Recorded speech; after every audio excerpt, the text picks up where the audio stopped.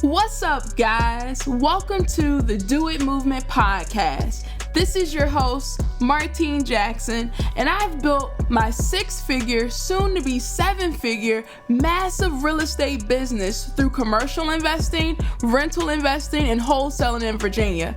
After college, I worked a series of jobs that I absolutely hated and decided to take life into my own hands. What my journey has shown me is one very important thing. Knowledge is not power. Applied knowledge is power.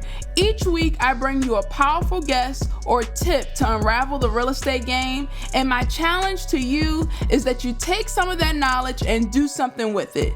The Do It movement is here to help you create the life you desire through real estate. Now let's get to it.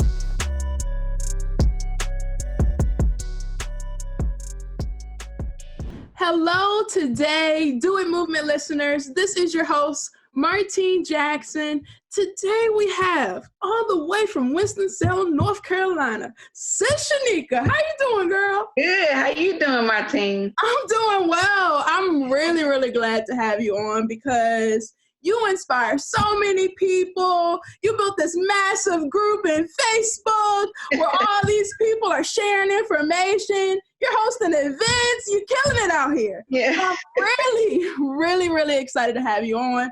I feel that you will inspire so many people. So without further ado, just share your story with the folks and tell them who Sish Shaneka is. Well, thank you so much for having me. Let me say that first of all. I've been, following you for a while as well, and we got to meet finally. Right. Last year. So I love what you're doing. I love your energy. I love your spirit. And I'm very grateful for you allowing me to come on your platform to share a little bit about, myself and my story. So I appreciate that. Thank you. So I don't even know where to start. So I'll just start with corporate America because I feel like that's where a lot of people either are right now and they may be trying to transition, or maybe they just want to keep their 9-to-5 and invest as well, Right. For me personally, a 9-to-5 just wasn't conducive to my spirit. Okay? I feel you on that. Okay. And I'm not knocking 9-to-5s or people with 9-to-5s, anything like that. I'm just saying for me personally, like really, it was just not conducive. And what I mean by that is, for me, like the commute, I was commuting back and forth like an hour, 15 minutes. And that's not like in traffic hour, 15 minutes. That was like a real hour, 15-minute commute because I was working. My first job that I got in corporate America, it was an hour and 15 minutes away. And my intention was to actually move to the city where my job was at. Mm-hmm. So upon me researching, looking for places to find, around the area and stuff like that, and I was looking up daycare and things like that. Like I worked in a very prestigious area, and the daycare cost alone was like $250 a week per child. And I'm like, good God, like that was just daycare. And then I was struggling trying to find a place that I liked, and that it was just a mess. And it's like every time I found a place, it was gone before I could really move on it. And I was like, maybe this is a sign that, I'm not supposed to move here. Mm-hmm. So I actually I was commuting there for like 2 years. And throughout the 2-year process, I started to discover like I was kind of I call it like the mom penalty. And I don't know if any of your listening audience understands what I mean, but as a mother, and at that time I was a single mother, so I didn't have anyone, as backup. So anytime any of my children got sick, I had to call out and, stay home with my children, especially when they're at daycare. All kind of little bugs and stuff go around, so they, it's very easy for them to get sick. So I have to use all of my sick days and even use some of my vacation days. And it wasn't always necessarily for them being sick. I had to use those days just to do stuff like going to participate in their school, activities and stuff like that, taking them to doctor's appointments, dentist appointments, things like that. I would have to use my vacation days for stuff like that. Right. And then also, like, I was working in investment banking. And it did require a lot of overtime, especially during certain times of the year, it would require a lot of overtime. And I wasn't able to do that overtime because I literally would have to leave right at 5 o'clock because the daycare closed at 6:30 and I had an hour and 15-minute commute. Jeez. So that would give me just a, 15-minute, little window of time. If anything happened on the highway or anything, I'm late. And at daycare, if you're late, they charge you for being late. So, and then because I'm not able to stay overtime, when I get back from work, get back to work from having to take off, call in sick or whatever, number one, I'm behind. Or the person that was supposed to back me up, like, they're not going to do your job like you. So may have to go be trying to fix something they did or whatever. And then, like I said, I couldn't stay overtime. So when bonuses or anything or promotions or anything like that come around, I'm not being looked at. Even though I'm doing my job well, I'm not able to put in the extra effort that some of the other people are able to do because either the other lady, I know at that time I was working with on my team, the other females, there was only 2 females. I worked in investment banking. So I worked in I left one male-dominated industry to come into another. Yeah. So it was two females on my team, and the other one, she was like fresh out of college, young, single, didn't have any children, anything, so she could stay and do that overtime stuff. And the other ones were men. So if anything happened with them, their wives was the ones staying home with that. You know what I'm saying? So I felt I was being penalized for that because I'm the one that couldn't, do the overtime. I'm using all of my sick days, all of my vacation days. They rolling theirs, at this particular job, you can roll your time over. Like they had time rolling over. I didn't have no time to roll over all of my days. So on paper, they kind of look, I guess maybe they look better than I did from the perspective that they were, looked like they were putting in extra effort and stuff like that. I just didn't have it to do. I was not able. And so I felt like I was being penalized for that. And it literally got to the point where I started feeling depressed, right? Because I knew I was giving it my all that I could possibly give, you know what I'm saying? And as much as my peers love me, like the higher ups in the company, love me, I did my job very well. I'm always like the creative type of person. So I created systems and stuff like, I created systems that would help train other people because we had some part of our team was overseas and there was always like this time barrier. So I created a system that allowed, allow for them and us to be able to communicate and still share documents and stuff like, but none of that mattered, and I felt like I was being penalized. So I started getting depressed and I started looking for a way out. I came upon wholesaling. I want to say a friend of mine actually that worked with me at this company, a friend of mine, he introduced me to the concept. I can't remember. I think he probably sent me Sean Terry. Okay. I think he sent me something from Sean Terry. I watched a webinar or something and I understood it right away. And I was like, okay, this is something right here. But I didn't jump in it right then. I didn't jump in it right then because at the time I had, I just bought my first home and everything. And at this time when I was working in investment banking, this was like in the, around the first crash that happened. And so, I was like, people were getting laid off left and right at our job, as you can imagine. Because investment banking is tied right along into real estate. And the department that was right across from me, they actually, I forgot the name of the department, but it was real estate related directly. My department was not. Anyway, so I feel like I needed something more stable because people were getting not fired, but they were getting laid off left and right in droves. I'm like, I just got my first house. I need something stable because if they let me go, I'm not gonna be able to pay my mortgage. Right. So I said, let me find something more stable. So stable to me definitely wasn't entrepreneurship. That wasn't what I envisioned stability to be. Right. Even though I saw this wholesaling thing and I knew it was something awesome, I said, let me find a stable job. Let me go into government, right? Right. So I moved from investment banking into local government, and I started working in local government, and that was probably one of the worst decisions I ever made in my life. Because not only is the workload, I took a pay cut. I took a drastic pay cut. The workload was 10x what I was doing at my other job, and the pay was less, and the stress was 10x. And the people that I was around were miserable type of people. And just everything about it was every day. I hate this job. God, I'm talking about, I thought I was depressed where I was. My God, I went into like, it was almost like prison, like literally. I was miserable. Oh my God. So anyway, long story short, dealing with that, and then, you know, again, with having children and then having them in school, and then that particular job was worse in terms of like the flexibility for time as well as like days off, because I started off with like vacation days at my first job. This when you had to like work a certain amount of time before you got time. You know what I'm saying? I think they make you like work 6 months before you get. I was like, what?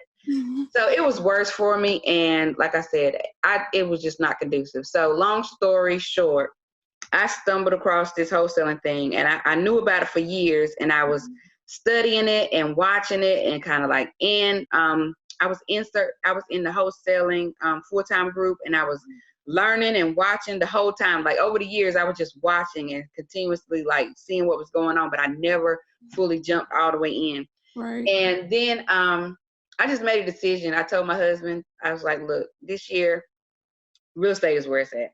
I was doing e-commerce, which was lucrative, but it was boring, and I wasn't happy because you don't talk to people. And although like I'm somewhat of an introvert, I'm like an extroverted introvert. So I still need people. I like need that interaction, but I also need to be able to like be to myself when I need to. You know what I'm saying? I need that. I need to be able to do that. So with wholesaling and entrepreneurship, you can kind of do that.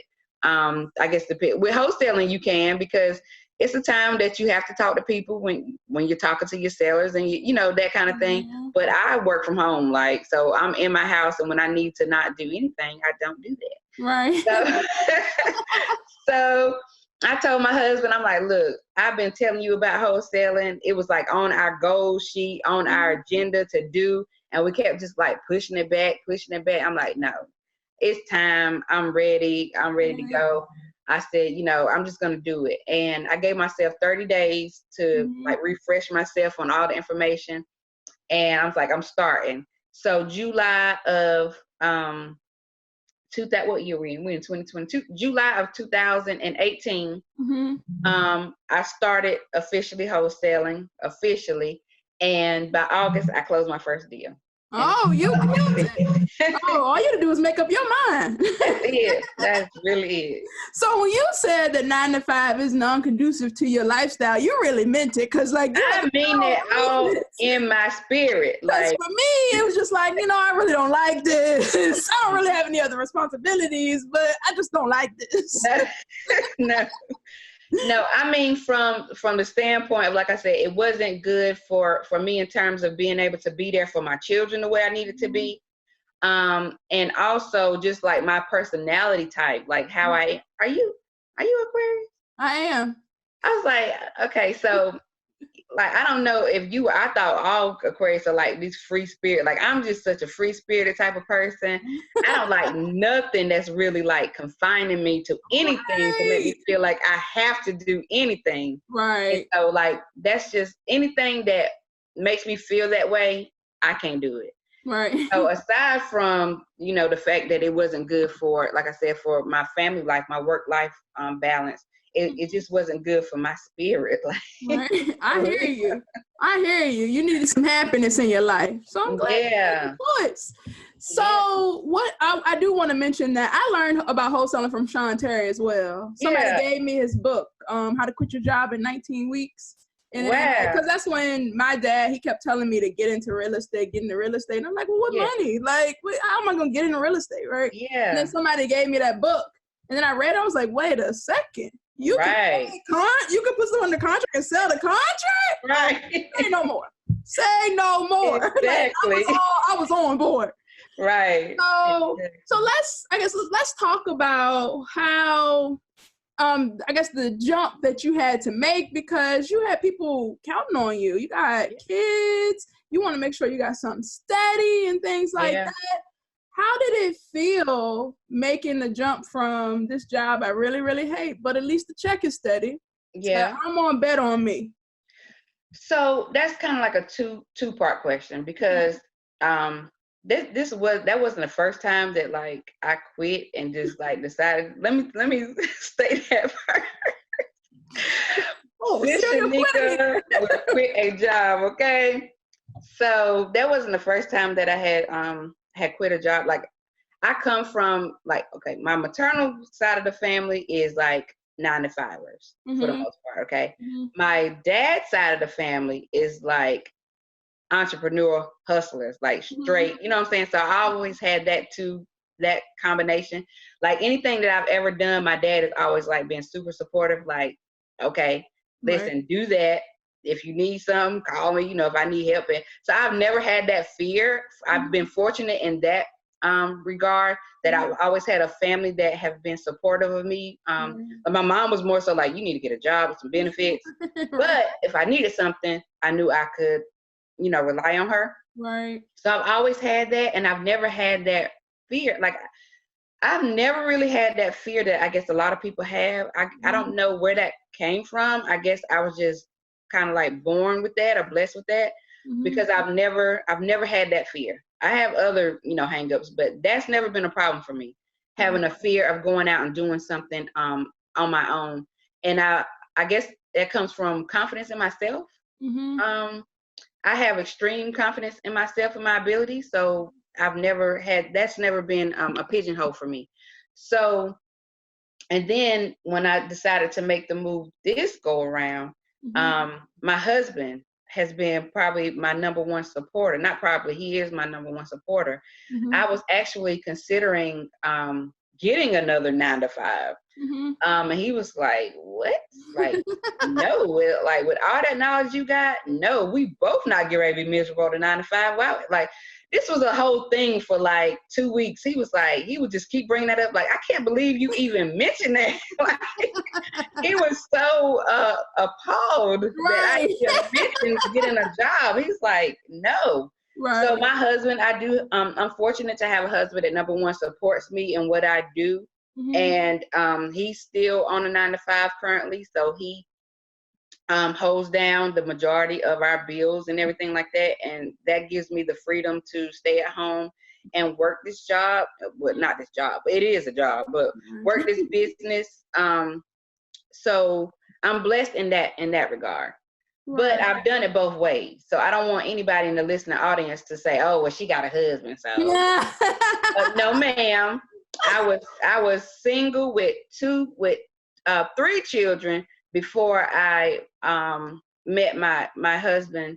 My husband now, I was single with 3 children, and Sister Shaneka quit my job. I wasn't doing wholesaling at that time, but I was doing e-commerce, and I was doing that from home full time before I moved into, you know, wholesaling. So no, we're not gonna use that one. No.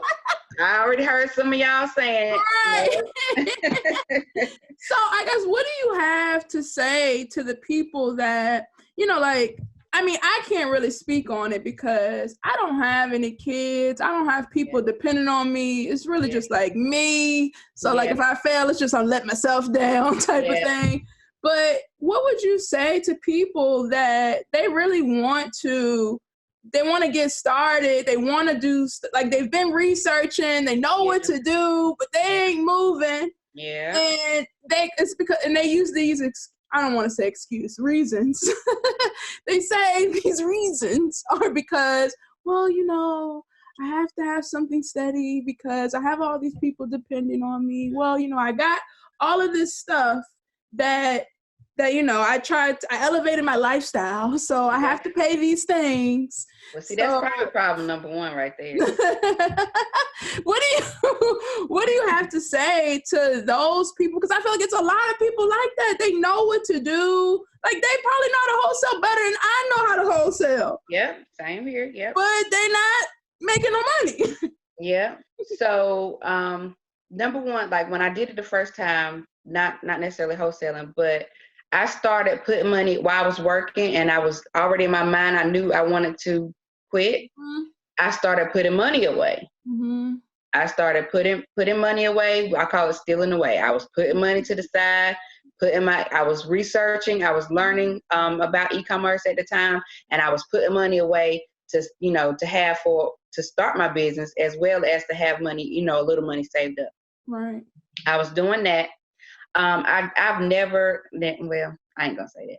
I don't live like a extremely lavish lifestyle. I'm somewhat bougie, but not really. But I'm a very disciplined person. Mm-hmm. So I don't try to live above my means to try to impress other people. I know a lot of people do that. Mm-hmm. I don't do that. And whenever you are able to discipline yourself in that manner, where you're able to put money aside, you're already researching, it works already, because people are out here doing it. Right. So it works. People on the podcast not faking.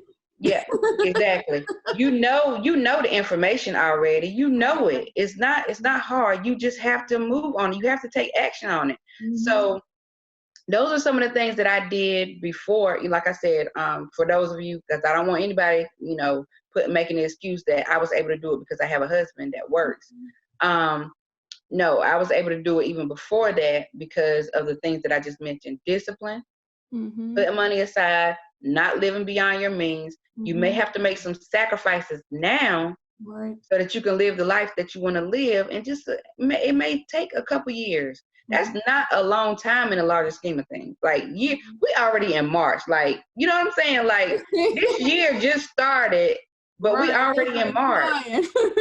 And how many times have any of you that are listening, how many times have you said you was going to start something last year, and now we already in a new year? You see how fast that time flew by. You still haven't done it, but you look back and see how fast that time went by. And just imagine if you started then, you know what I'm saying? Where you would be at today.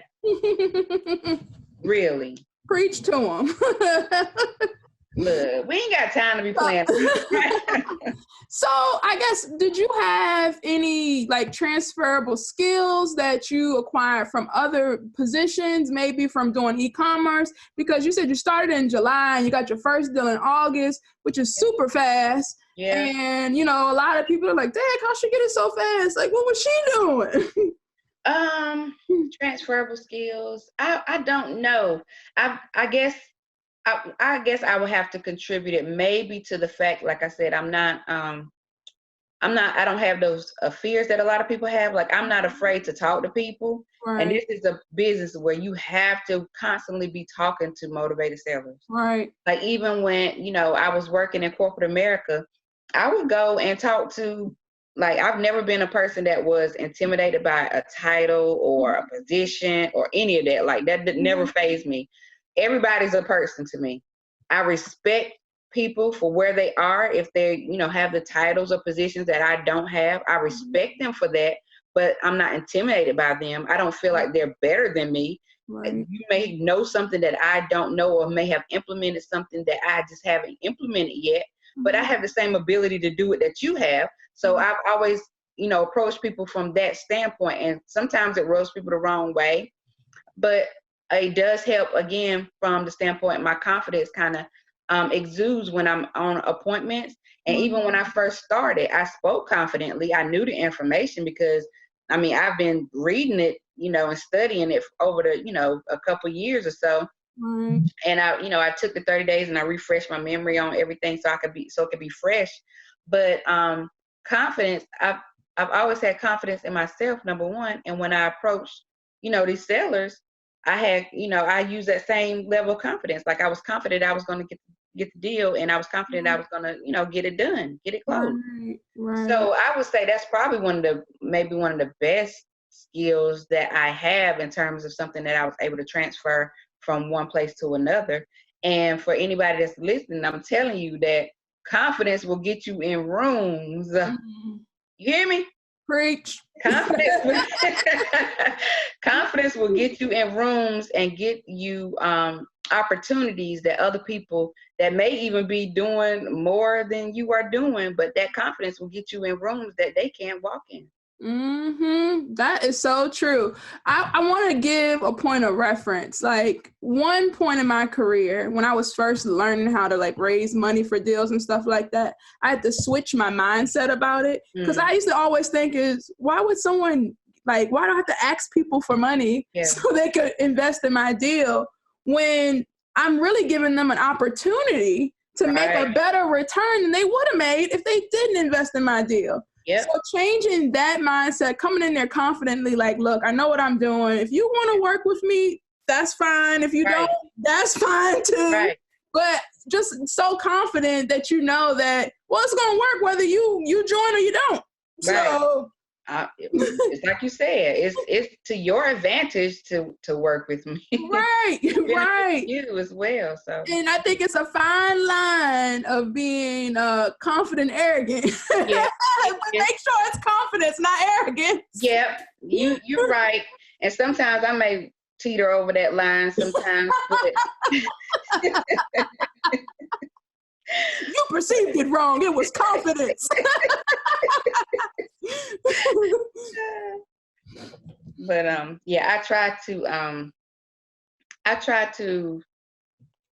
never feel like I'm better than anyone. I just be trying to let other people know, like, listen, like, you got it too. You might not know it, but I'm not gonna, dim my light because you're afraid to shine yours. Like, no, shine yours too. Right. Yeah, I think that's a good point that you bring up as well, because a lot of people feel like if you are talking about what you're doing and you're kind of like boosting your light, that like they don't got room to shine. And like people, they have like kind of that crab mentality of there's only this much room for people to shine when everybody could be shining if you everybody can shine. So that's just something.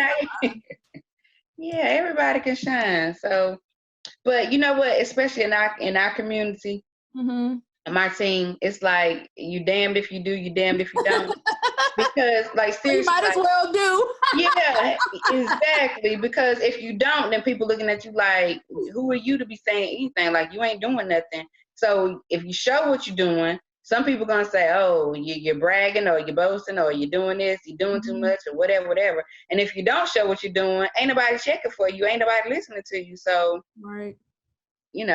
So I guess I want to touch on that, I know you've been doing a lot of events and you've been telling people how you went from 0 to over 6 figures. Yeah. And by yourself, no team at all. No team. And a lot of people, they come in and they want to hire this person, that person. They don't want to do the work themselves to learn how to do it so they can actually teach somebody how to do it.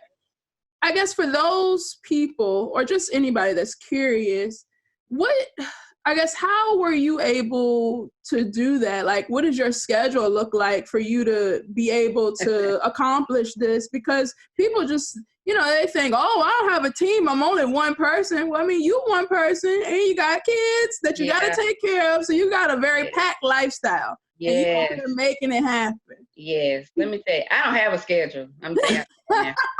When I tell you, Martine, like, I don't know if people like think so free. Listen, I try to put stuff on my calendar and stuff like, and I be forgetting to even check it. I may book something and I'm like, oh shoot. And when I go to put it on there to set a reminder, I'm like, oh shoot, I already had something. Right. Oh my gosh. So literally, like, I closed deals. Number one, when I first started, let's go back a little bit. When I first started, I had 4 children. My youngest was 1 at the time. I closed my first deal in August. In September, I found out I was pregnant with baby number 5. Oh Lord. So, and I didn't have those easy, happy-go-lucky pregnancies that I see a lot of people have. I don't have those. Like, I be sick as a dog. So I was so freaking sick. But what I would do was, like I said, I would get up and my husband worked second shift. So I had a small window of time in the daytime when he was still home before he would leave to go to work. And I would use that time to cold call Mm-hmm. I would leave the baby. I would put the baby in the bed with him. Sleep. My oldest were in school. I stopped homeschooling once I had the baby number 4 because I was homeschooling too. And I was like, okay, no.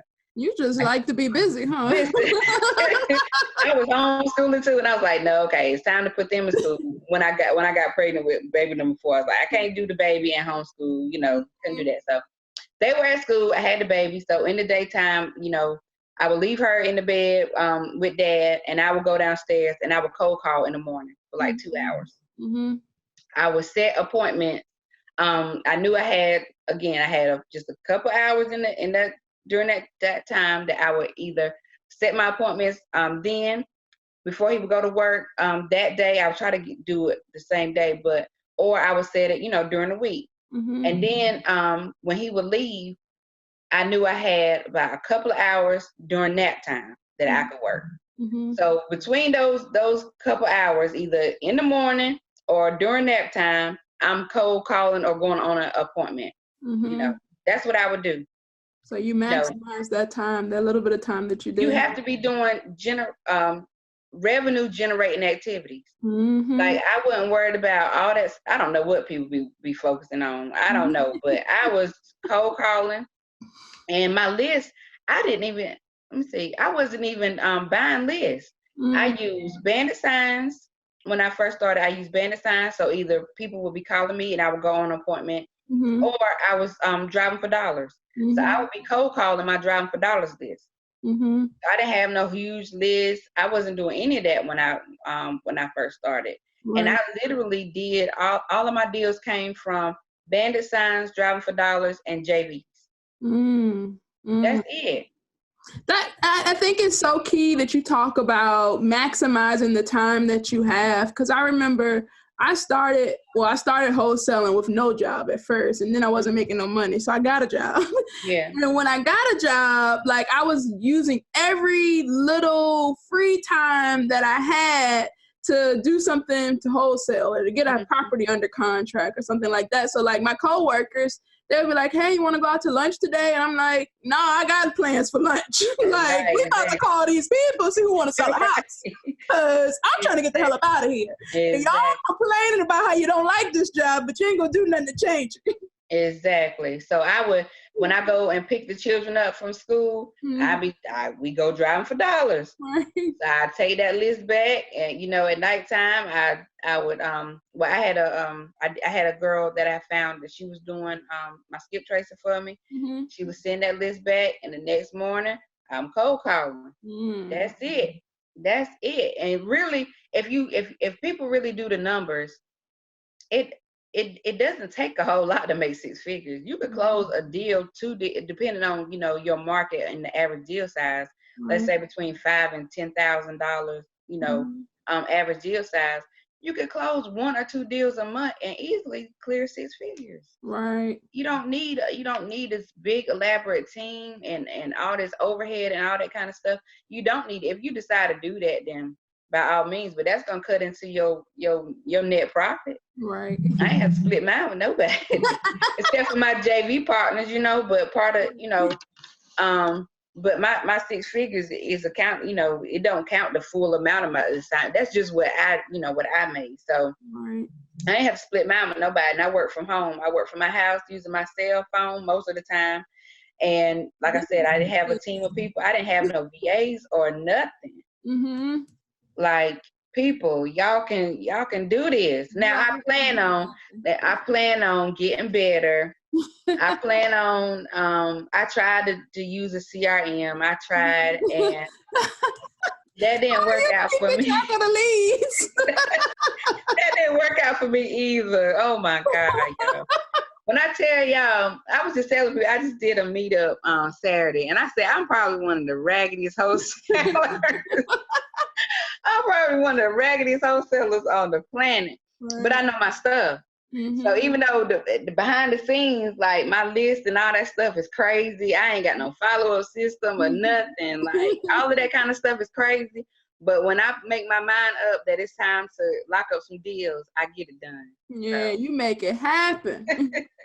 So what are some resources that you can share with the people that are listening or watching that, helped you learn what you learned? And it seems like you got, God's gift of already being confident, already being fearless. The rest of us doing it scared. Hey, do it scared. I'm not going to say I don't ever have fears, but do it anyway. Right. Do it scared. Right. Listen, do it scared. Fear is not necessarily a bad thing. It's there for a reason. We have fears for a reason. Right.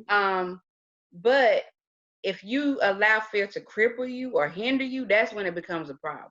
Right. It's okay to have fears. We all have them at some capacity. I'm afraid of lizards. Okay.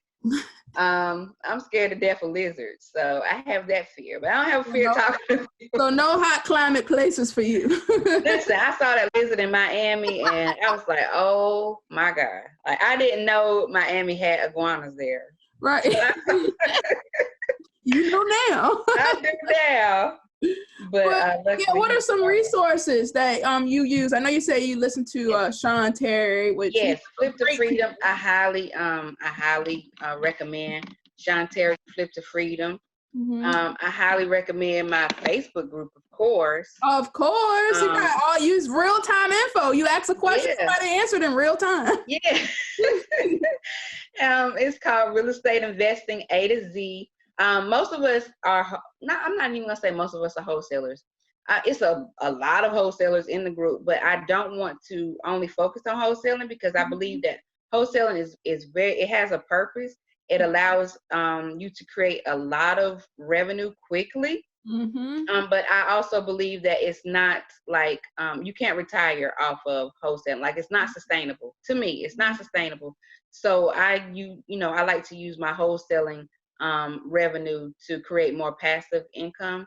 Right. So I wanted to make sure that people had a guide and a way to transition from wholesaling to owning properties and being able to buy properties and being able to create passive incomes from different real estate investing strategies. So I do want to touch on one thing. For wholesaling, the best thing that wholesaling teaches you is what everyone needs. In any real estate transaction, you need to start with a discounted property. Yep. You need to start with a way to make it work.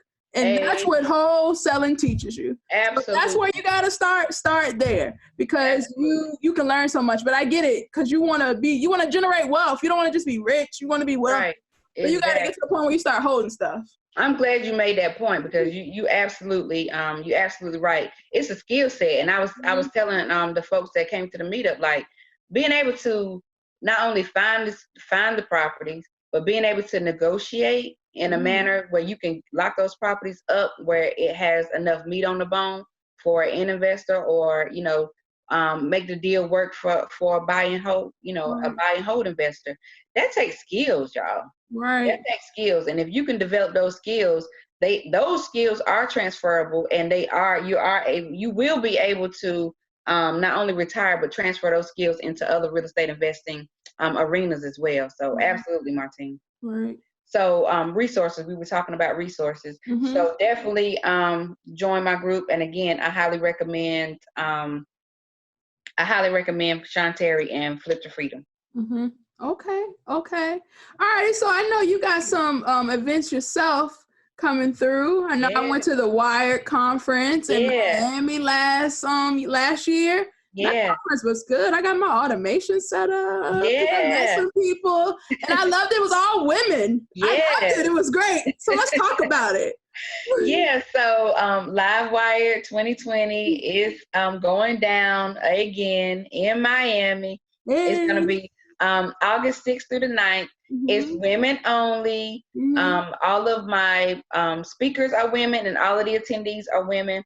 And I did that because again, real estate investing is a male-dominated industry, and I wanted to create a space and a platform to highlight women. Like, I wasn't seeing a lot of women in the space that was really out here, like, killing it, and it's not because they weren't. I guess, I don't know if the women feel kind of like intimidated or what. More quiet about it. And then all the events that I was seeing, it may be one woman speaking And it's the same woman over and over again. Like, listen, we gotta do better. Like, I know it's other women out here that's killing it. Like, I want to give them a platform for them to be able to come and not only to shine, but also to teach other women and to create a space where we felt comfortable and we could, you know, bond and grow a relationship and network and build and do something together. So that's how Livewire came about. And of course, WIRED stands for Women in Real Estate Dominating. That's how it came about. It's an amazing event. It's like none other that you will ever attend. I assure you of that. And we do, I know we got a lot of flack from the men. So we do have something for the men. The men were able to come to our all-white yacht party that happens on that Saturday night.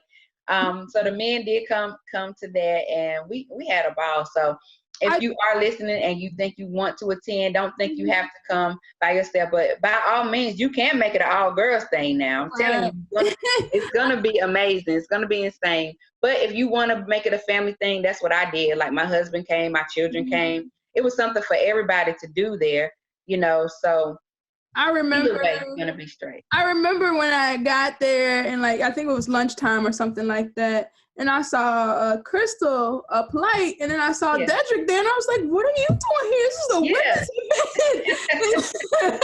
Yeah. By all means. Yeah. No family. Yeah, he was there. Cece brought her husband. My husband was there. Somebody brought their husbands. Like, look, I'm telling you, either way, if you want to make it an all-girls thing, do that. If you want to make it a family thing, do that, because it's going to be something there for everybody to do. But the event itself is for women only, and it's not an event where the information that's going to be provided to you is not a lot of fluff. No one sells from the stage or anything like that. You are going to get a plethora of information, and we're having breakout sessions so you can have a more one-on-one type of information being given, and you're going to walk away with actionable plans and steps and things that you actually completed there at the conference. So we do things a little bit different, but the conference is going to be absolutely insane. Absolutely. So if women are listening, women, if you're listening and you're interested in attending, how would they get more information on that? You can either email me at info@livewiredconference.com, or you can go to livewiredconference.com. We will be doing another, I'll be launching another webinar here shortly, announcing some more of the upcoming speakers, and the lineup is insane. Okay, I'm looking forward to it. Lineup over and over again. So the lineup is insane. And I haven't announced all of them yet, but even the ones that we've announced so far already is straight fire. Even if you just came to see them, you're going to get 10x your money's worth. Right. But we got more for you. So right. I look forward to seeing you there again. That's right. Yeah. It seems like all the events are in Miami this year. I just need to get an additional house down there. Basically. Okay, well, cool. So I'm really glad that I had you on the podcast. My last question for you is there any advice you'd like to give to anyone that's listening, or, you know, something that you wish you would have known when you first started? Advice, I would say, I wish I had started when I first heard about it. I wish I had started sooner.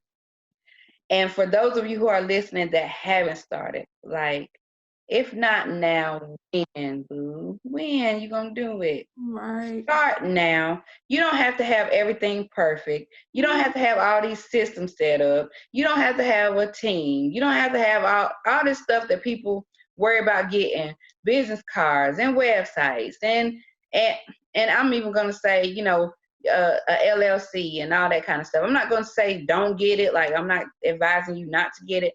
I'm going to say that I did 8 or 9 deals before I even got a LLC. Before I got my S Corp. I did about 8 or 9 deals first. You don't have to have everything perfect. I still don't have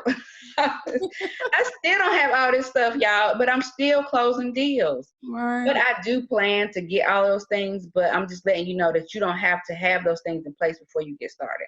Right. You can start and you can close multiple deals without having all of those things. So don't let that deter you from getting started. You can absolutely start from where you are.